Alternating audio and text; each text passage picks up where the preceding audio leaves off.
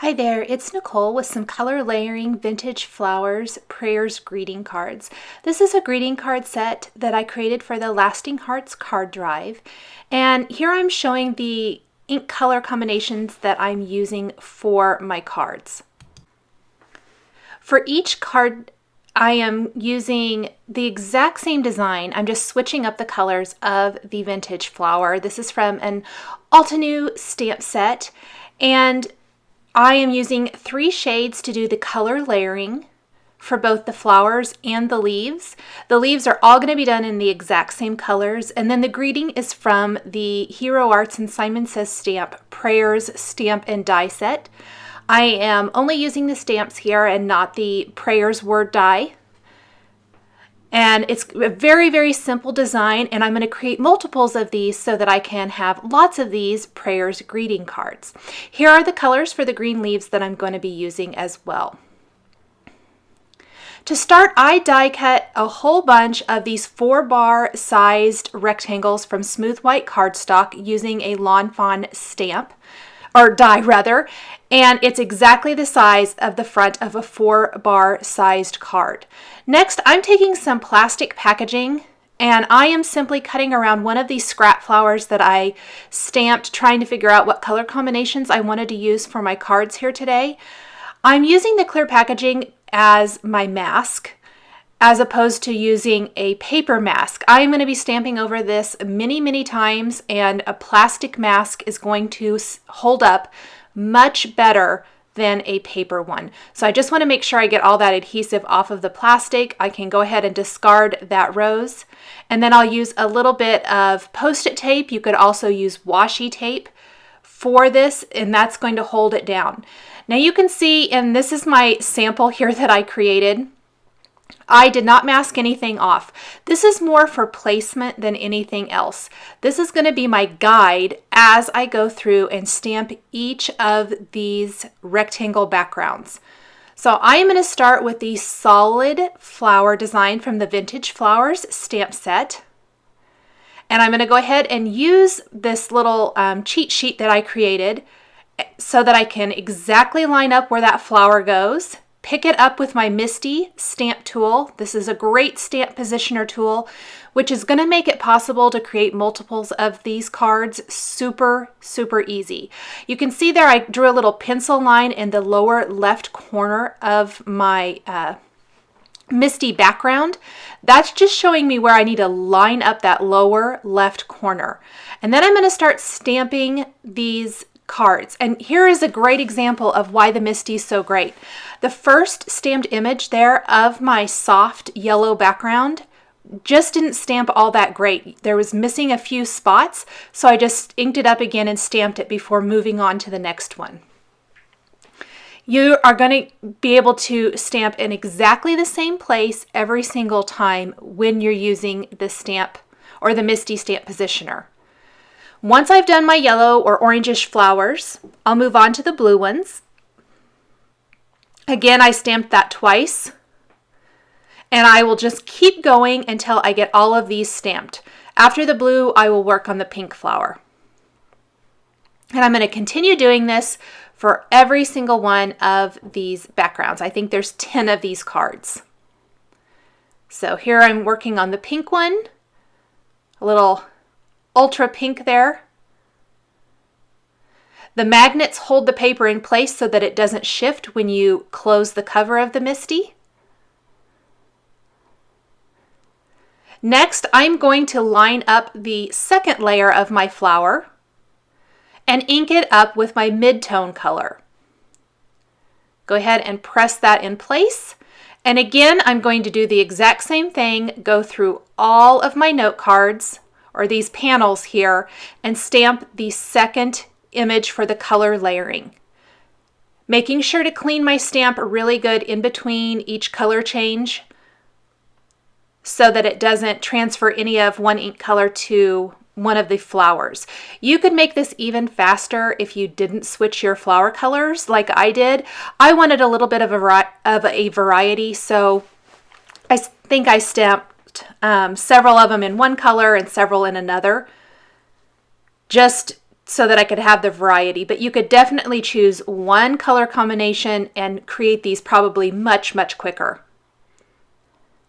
Going to move on to the pink flower now, and then I can move on to the next layer.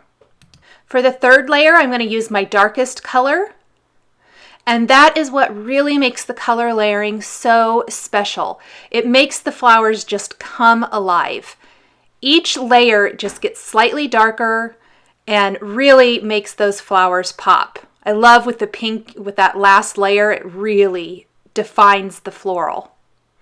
So again, I'm going to continue doing this for all of my flower panels until I have the main flower all stamped. After I have this stamped is going to come a little bit more time-consuming part.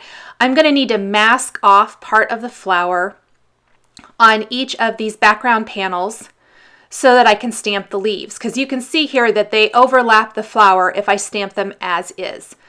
So I'm going to start with one, and I'm just going to position it using my little cheat sheet there.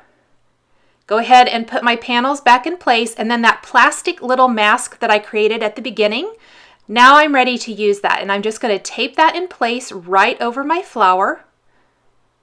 And that little post-it tape is going to be my handle for picking it up and moving it. The ink is going to sit on top of that plastic, so you may want to clean it every once in a while so that it doesn't accidentally transfer. The reason this is a little bit more time consuming is because you have to position that mask each time that you stamp. And while it is a little more time consuming, it is so much more easy than trying to do this just with regular acrylic blocks. It is amazing how great the MISTI is for creating multiples of card designs. It has just changed my whole outlook on creating card sets. Make sure I get it lined up. Again, stamp this one.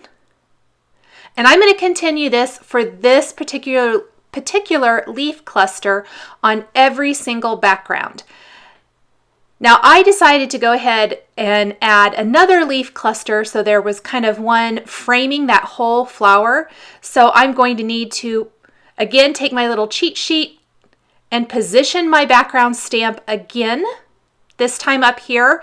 Only about 2 of the leaves are going to be shown because the other one will be hidden behind the flower. That's the beauty of using the mask. So again, I'm going to have to line up my mask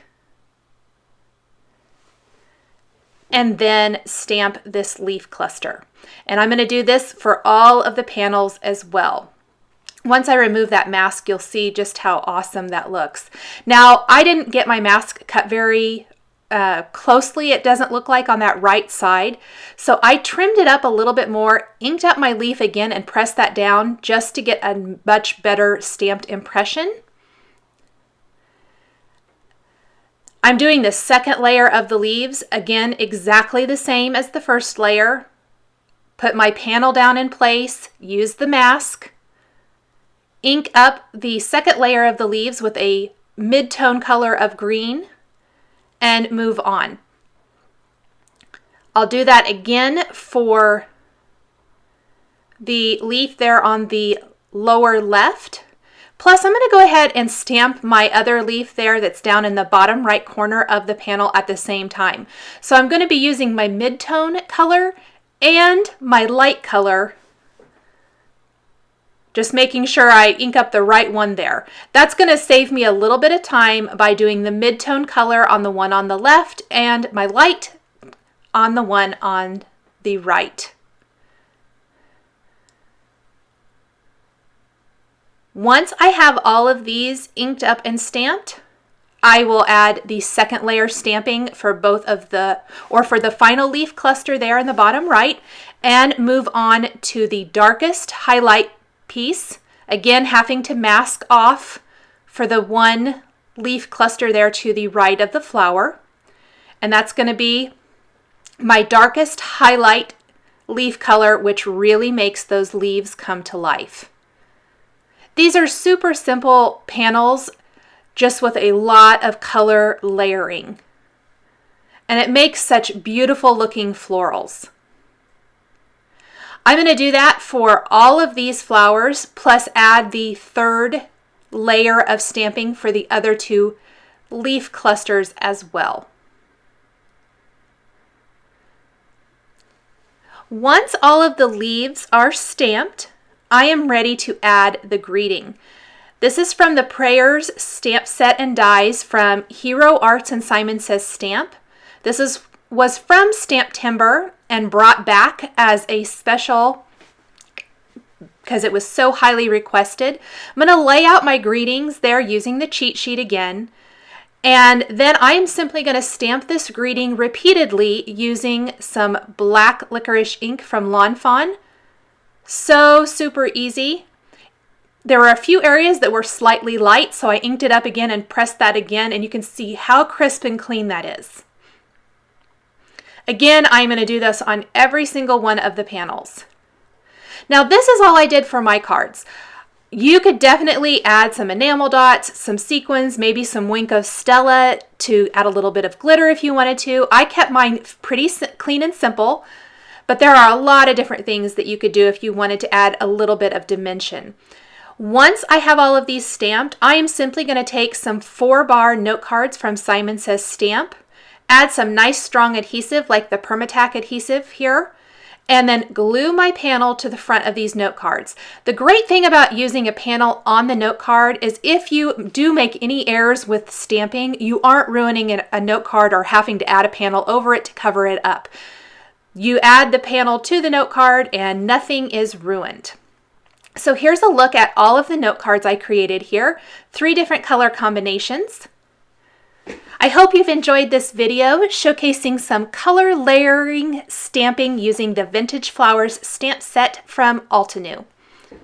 The supplies I've used are listed and linked below the video on YouTube. Here are a couple more videos you might be interested in watching. Thanks for watching, and we'll catch you next time.